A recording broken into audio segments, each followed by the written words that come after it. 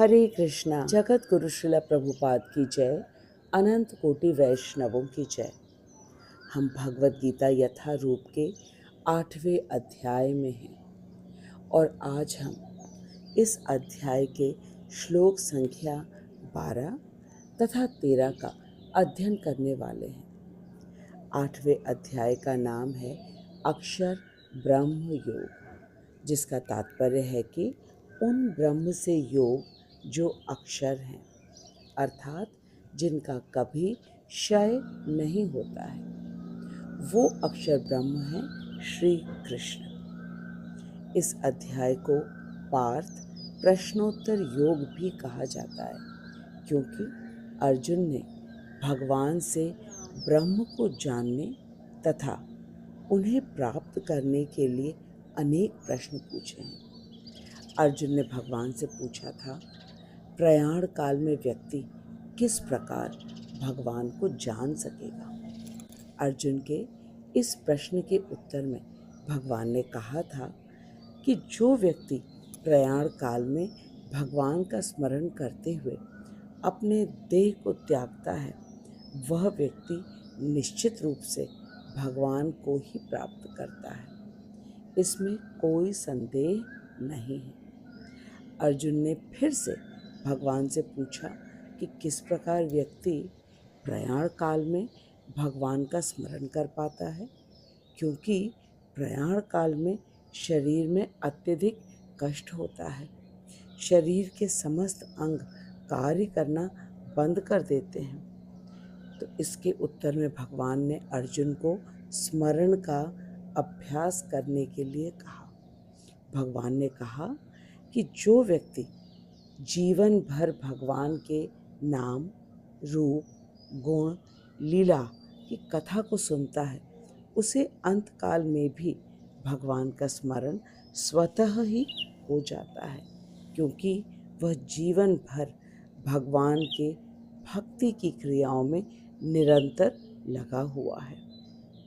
यहाँ तक भगवान ने भक्ति योग के द्वारा भगवत प्राप्ति की विधि का उपदेश दिया है। इसके पश्चात भगवान ने योग मिश्र भक्ति के विषय में बताया है, जो कि पतंजलि योग के अष्टांग योग द्वारा किया जाता है। भगवान ने इस विधि का उपदेश इसलिए दिया क्योंकि हर व्यक्ति भक्ति योग की साधना को नहीं करता है और यह अष्टांग योग प्रमाणित है, शास्त्र प्रमाणित है। इसीलिए भगवान ने इस अध्याय के श्लोक संख्या 9 से 13 तक योग मिश्र भक्ति के विषय में बताया है। आइए अब हम मिलकर श्लोक संख्या 12 और 13 का वाचन करें। तत्पश्चात हम हमारे आचार्यों द्वारा दिया गया अन्वय, भाव अनुवाद तथा तात्पर्य को पढ़कर इन श्लोकों को ठीक तरह से समझने का प्रयास करेंगे। सर्वद्वाराणि संयम्य मनोहृदि निरुध्य च मूर्धन्य आधाय आत्मनः प्राणम् आस्थितो योगधारणा ओमित्येकाक्षरं ब्रह्म व्यारन् माम् अनुस्मरन् यः प्रयाति त्वजन् देहं स याति परमां गतिं। सर्वद्वाराणि संयम्य मनोहृदि निरुध्य च मूर्ध्य आधाय आत्मनः प्राणम् आस्थितो योग धारणाम् ओमित्येकाक्षरं ब्रह्म व्यारन् माम् अनुस्मरन् यः प्रयाति त्वजन् देहं स याति परमां गतिम्। सर्वद्वाराणि संयम्य मनोहृदि निरुध्य च मूर्धन्य आधाय आत्मनः प्राणम् आस्थितो योगधारणा। ओमित्ये अक्षरं ब्रह्म व्यारन् माम् अनुस्मरन् यः प्रयाति त्वजं देहं स याति परमां गतिम्। सर्वद्वाराणि समस्त इंद्रिय रूप द्वारों को संयम्य रोककर मन को हृदय में निरोध कर मूर्धनि भ्रिकुटियों के मध्य में प्राण को आधाय स्थापित कर आत्मनः योग धारणाम आत्म विषयक योगस्थैर का अर्थात भगवान का आश्रितः आश्रय कर। यह जो ओम ओम इति एकाक्षरम ब्रह्म, इस एकाक्षर ब्रह्म का व्यारण उच्चारण करते करते माम मुझे अनुस्मरण स्मरण करते करते देहम त्यजन देह को त्याग कर प्रयाण करते हैं सह वे परमाम गतिम श्रेष्ठ गति याति प्राप्त करते हैं।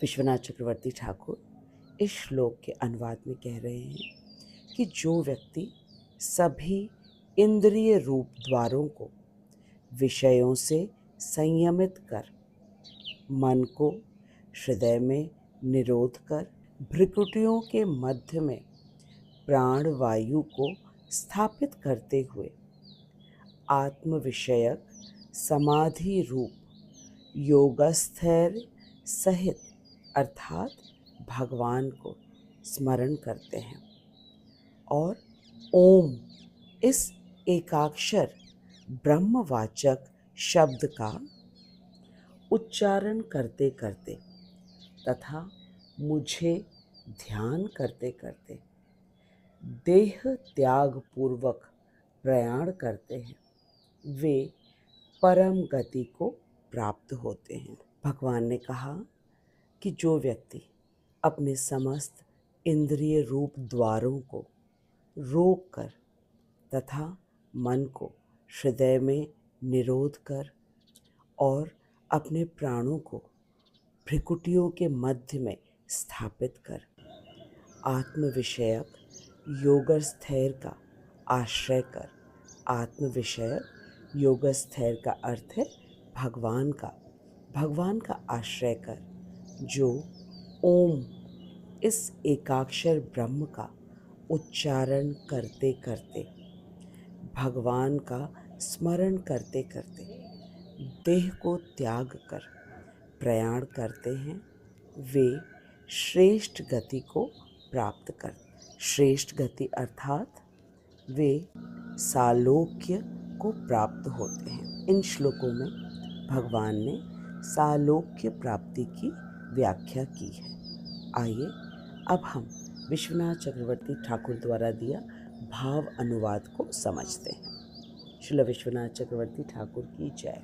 श्रील विश्वनाथ चक्रवर्ती ठाकुर कह रहे हैं कि इन दोनों श्लोकों में भगवान ने सर्वाणी कहा है। सर्वाणी अर्थात समस्त इंद्रियां, नेत्र, नाक, कान, जिह्वा तथा त्वचा। इन इंद्रिय द्वार समूह को समस्त बाह्य विषयों से प्रत्याहार करके अर्थात इनको इंद्रिय विषयों से हटाकर तथा मन को हृदय में ही निरोध कर अर्थात अन्य सभी विषयों का असंकल्प कर और भ्रिकुटियों के मध्य में प्राण वायु को स्थापित कर योग धारणाम अर्थात आपात मस्तक भगवान की मूर्ति का आश्रय कर ब्रह्म स्वरूप ओंकार का उच्चारण कर, जो भगवान का निरंतर चिंतन करते हुए शरीर त्याग करते हैं, वे परम गति को प्राप्त होते हैं। भगवान ने कहा, इस प्रकार जो व्यक्ति अपने देह को त्यागता है उसे सालोक्य की प्राप्ति होती है। श्रील विश्वनाथ चक्रवर्ती ठाकुर कह रहे हैं कि इन दोनों श्लोक में भगवान ने कहा है कि जो व्यक्ति अपनी समस्त इंद्रियों को इंद्रिय विषयों से हटा लेता है और मन को भी हृदय में नियंत्रण कर लेता है और संकल्प कर लेता है कि अब वो भगवान के अलावा किसी और वस्तु का, व्यक्ति का ध्यान नहीं करेगा और भ्रिकुटियों के मध्य में अपने प्राण वायु को स्थापित कर निरंतर ओम का उच्चारण करता है, उस व्यक्ति को सालोक्य की प्राप्ति होती है। इसके पश्चात चक्रवर्ती पाद कह रहे हैं कि ओमकार ब्रह्म का अक्षरात्मक स्वरूप है। श्रीमद् भागवतम में दूसरे स्कंद के पहले अध्याय के श्लोक संख्या 17 में भी कहा गया है, अभ्यसेन मनसा शुद्धम त्रिविध ब्रह्माक्षरम परम। इसका अर्थ है कि अकार, उकार तथा मकार तीनों अक्षरों के द्वारा ग्रथित शुद्ध ब्रह्माक्षर प्रणव का मन ही मन अभ्यास और आवृत्ति करनी चाहिए। अकार, उकार, मकार अर्थात ओम, इन 3 अक्षरों के द्वारा शुद्ध ब्रह्माक्षर प्रणव का मन ही मन अभ्यास और आवृत्ति करनी चाहिए। प्रणव अर्थात ओम। इसके आगे चक्रवर्ती पाद कह रहे हैं कि श्रीमान महाप्रभु जी ने भी ऐसा ही कहा है। महाप्रभु कहते हैं, प्रणव ये महावाक्य ईश्वरेर मूर्ति प्रणवहैते सर्ववेद जगत उत्पत्ति। प्रणव से महावाक्य वेदेर निदान ईश्वरः स्वरूप प्रणव सर्व विश्वधाम। इसका अर्थ है कि प्रणव समस्त वेदों का सार महावाक्य है। प्रणव अर्थात ओम, जो कि भगवान का अक्षरात्मक स्वरूप है। ओम या प्रणव समस्त वेदों का सार है। यह महावाक्य, दूसरे सारे मंत्र प्रादेशिक वाक्य हैं। प्रादेशिक अर्थात जो कुछ काल तक रहता है और एक निश्चित स्थान तक रहता है, इसे प्रादेशिक वाक्य कहते हैं। लेकिन ओम वेदों का सार है, महावाक्य है और यह ईश्वर की श्री मूर्ति स्वरूप है। आगे कहा गया है कि प्रणव से ही सारे वेद और जगत की उत्पत्ति होती है। प्रणव अर्थात ओम, ओम से ही सारे वेद और जगत की उत्पत्ति होती है। प्रणव रूप महावाक्य ही वेद का सार है। ये भगवत स्वरूप तथा समस्त विश्व के आधार है। इसमें चक्रवर्ती पाद ने कहा है कि श्रीमान महाप्रभु ने कहा है कि ओम भगवान की श्री मूर्ति स्वरूप है। ओम भगवान का अक्षरात्मक स्वरूप है और ओम से ही समस्त वेद और ये जगत प्रकट हुआ है और ओम ही वह महाकाव्य है जिससे भागवत जी का प्राकट्य हुआ है और पूरे भागवत जी में ओम की ही व्याख्या है। ओम ही उस समस्त वेदों का पका हुआ फल है जो कि श्रीमद् भागवत जी के रूप में है और ओम ही का जो दूध स्वरूप है, जो कि सबके लिए पौष्टिक है, वह है भगवत गीता। तो इस प्रकार हमें पता चला कि ओम, जिसको प्रणव कहा जाता है, वह समस्त वेदों का सार है, महावाक्य है। ओम ईश्वर की श्री मूर्ति स्वरूप है। यह भगवान का अक्षरात्मक स्वरूप है तथा प्रणव से ही, ओम से ही सारे वेद और जगत की उत्पत्ति होती है। यही ओम की व्याख्या संपूर्ण श्रीमद् भागवतम में है, ऐसा श्रीला प्रभुपाद जी ने भी कहा है। अब हमने ओम शब्द की खूब अच्छी तरीके से व्याख्या समझ लिया। श्रील विश्वनाथ चक्रवर्ती ठाकुर की जय। अनंत कोटि वैष्णवों की जय। श्री विश्वनाथ चक्रवर्ती ठाकुर के अन्वय तथा भाव अनुवाद को पढ़कर हमने ये समझा कि भगवान हमसे कह रहे हैं कि ओम भगवान का नाद स्वरूप है या शब्द स्वरूप है। जब व्यक्ति अपनी समस्त इंद्रियों को इंद्रिय विषयों से हटाकर तथा मन को हृदय में निग्रह करता है, मन को हृदय में निग्रह करने का अर्थ है कि अब मन को हृदय में आत्मा और परमात्मा का दर्शन करना है और ऐसा करके मन आनंदित रहेगा। श्री विश्वनाथ चक्रवर्ती ठाकुर कहते हैं कि सब कुछ तो अंदर ही है, क्योंकि सच्चिदानंद तो हृदय में विराजमान है परमात्मा स्वरूप में, तो बाहर क्या देखना है। इसीलिए इंद्रियों को इंद्रिय विषयों से हटाकर और मन को हृदय में केंद्रित करके निग्रह करके जो ओम का उच्चारण करता है और मन में सदा भगवान का चिंतन करता है, और ऐसा करते करते जो व्यक्ति अपने कलेवर को त्याग देता है, उस व्यक्ति को भगवत प्राप्ति होती है, अर्थात उसे सालोक्य की प्राप्ति होती है।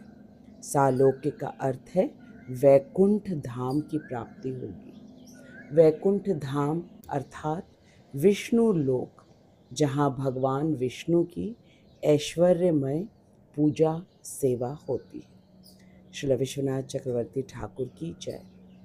आइए अब हम श्रील प्रभुपाद जी के तात्पर्य को पढ़ते हैं। श्रील प्रभुपाद हमें कह रहे हैं कि योग अभ्यास के लिए पहले इंद्रिय तृप्ति के संपूर्ण द्वारों को बंद कर देना चाहिए। इंद्रिय तृप्ति के संपूर्ण द्वारों को बंद करने का अर्थ है कि अब इंद्रियां इंद्रिय विषयों में बिल्कुल भी लिप्त नहीं होंगी, अर्थात आँखों को, नाक को, कान, जिह्वा तथा त्वचा, इससे इंद्रिय विषयों का बिल्कुल भोग नहीं करना। समस्त इंद्रिय क्रियाओं की निवृत्ति, और इस अभ्यास का नाम है प्रत्याहार, जिसका तात्पर्य है इंद्रिय विषयों से इंद्रियों को पूर्ण रूप से हटा लेना। चक्षु, कर्ण, नासिका, रसना एवं स्पर्श, रसना अर्थात जिह्वा, इन ज्ञान इंद्रियों को पूर्ण रूप से वश में करके इंद्रिय तृप्ति में प्रवृत्त नहीं होने देना चाहिए। इस विधि से मन अंतर्यामी परमात्मा पर एकाग्र हो जाता है तथा प्राण का मस्तक में ऊर्ध्वारोहण हो जाता है। ऊर्ध्वारोहण अर्थात भ्रुकुटियों के मध्य में प्राण वायु को केंद्रित करना। प्रभुपाद जी हमसे कह रहे हैं कि छठे अध्याय में इस पद्धति का विस्तार से विवरण किया गया है, जिसमें यम, नियम, आसन, प्राणायाम, प्रत्याहार, तत्पश्चात ध्यान, धारणा और समाधि के विषय में खूब विस्तार से भगवान ने हमें बताया। परंतु जैसा कि पूर्व में कहा गया है, वह इस युग में अभ्यास करना संभव नहीं है।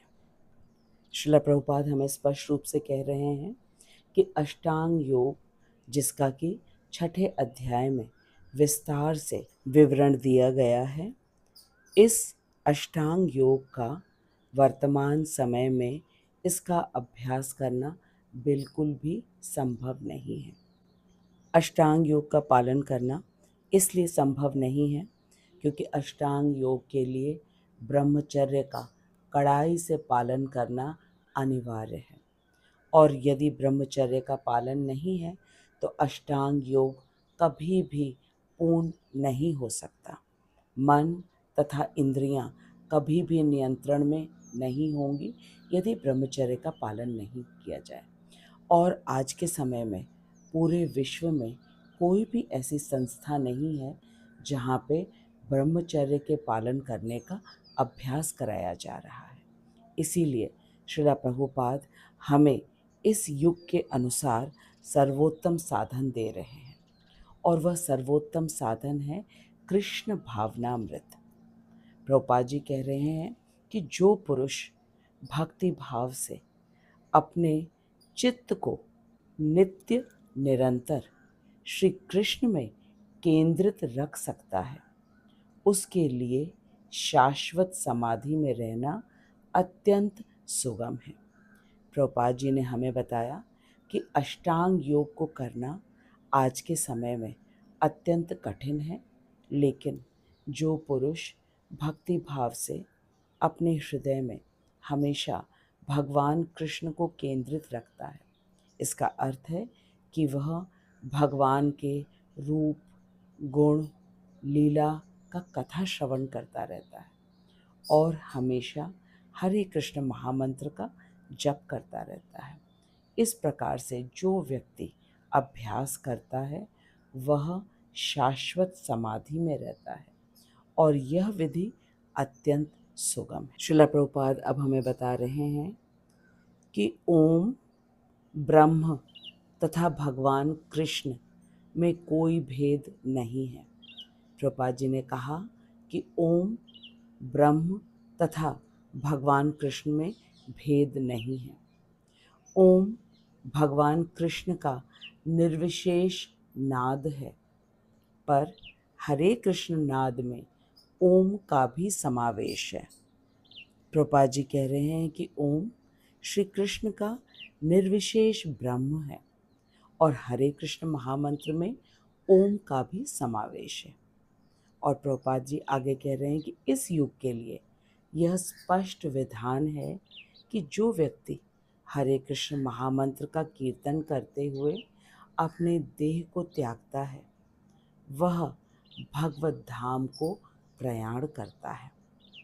कृष्ण भक्त कृष्ण लोक अथवा गोलोक वृंदावन में प्रवेश करते हैं, जबकि निर्विशेषवादी ब्रह्म ज्योति में ही स्थित हो जाते हैं और साकारवादी यथा अधिकार पर व्योम में वैकुंठ नामक असंख्य लोकों में भी प्रवेश करते हैं। आइए एक और बार समझते हैं।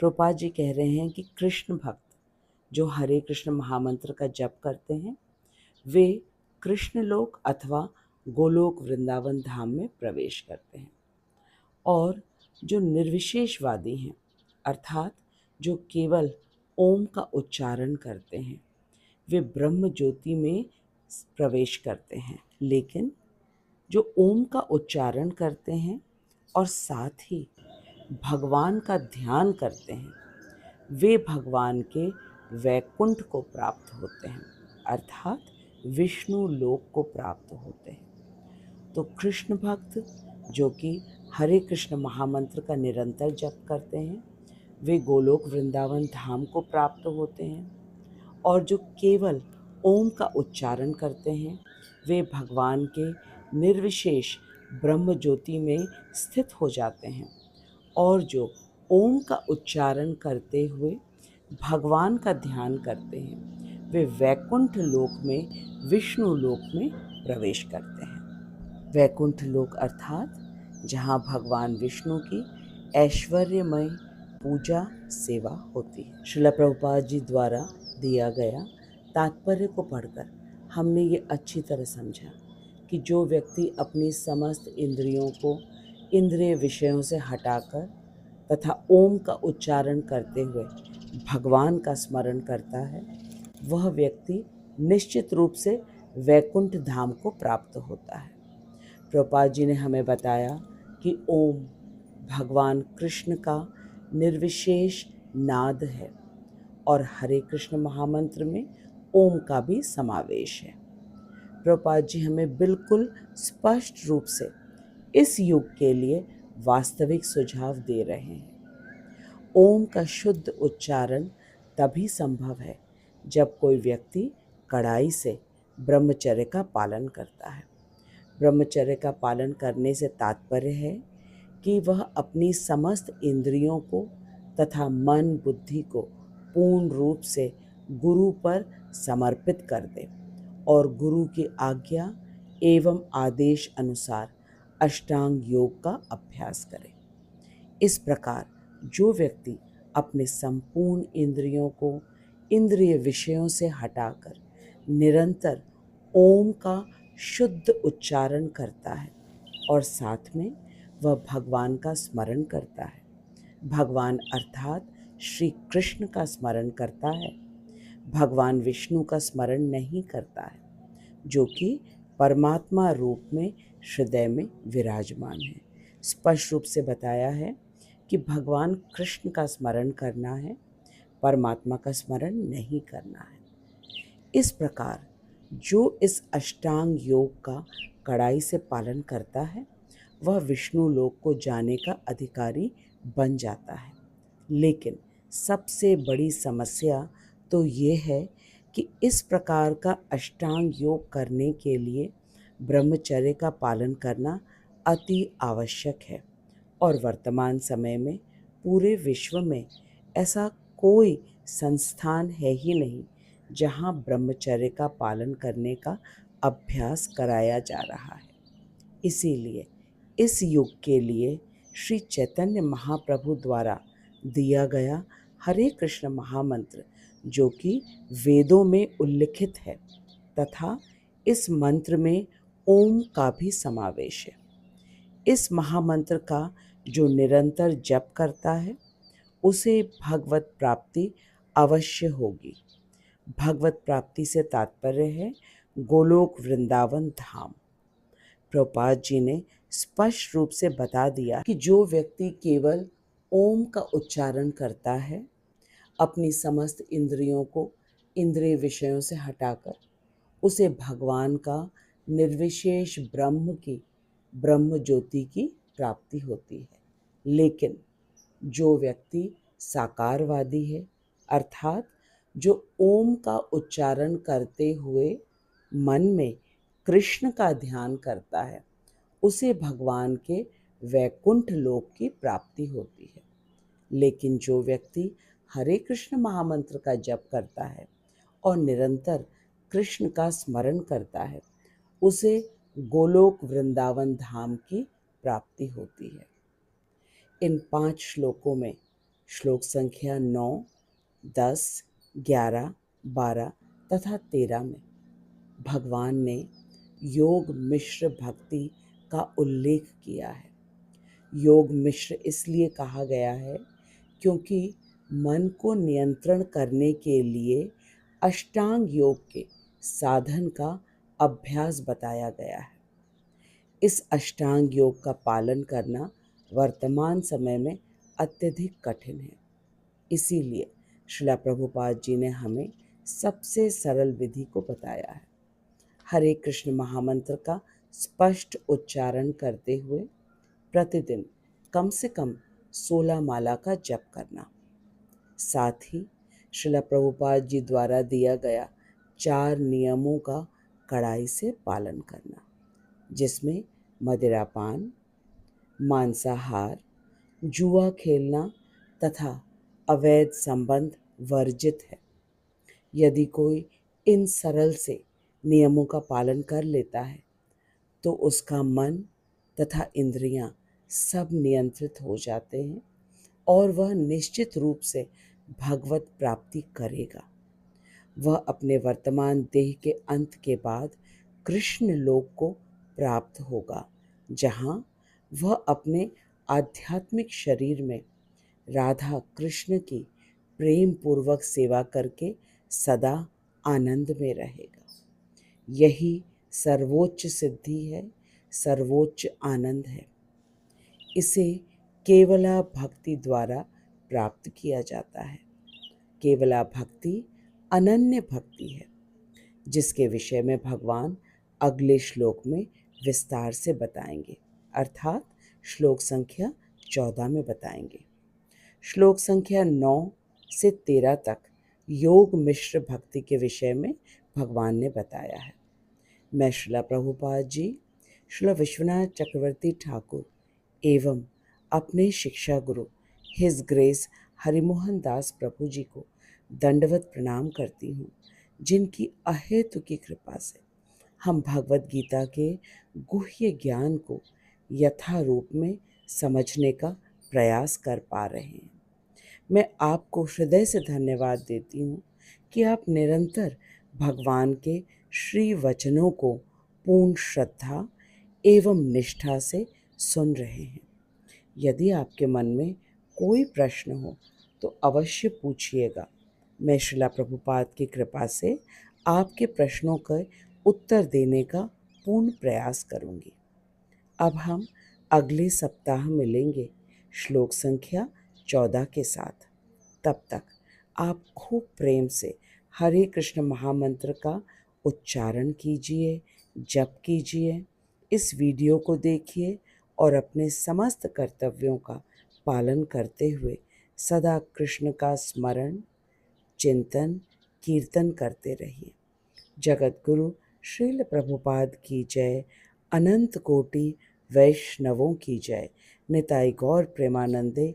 हरि हरि बोल।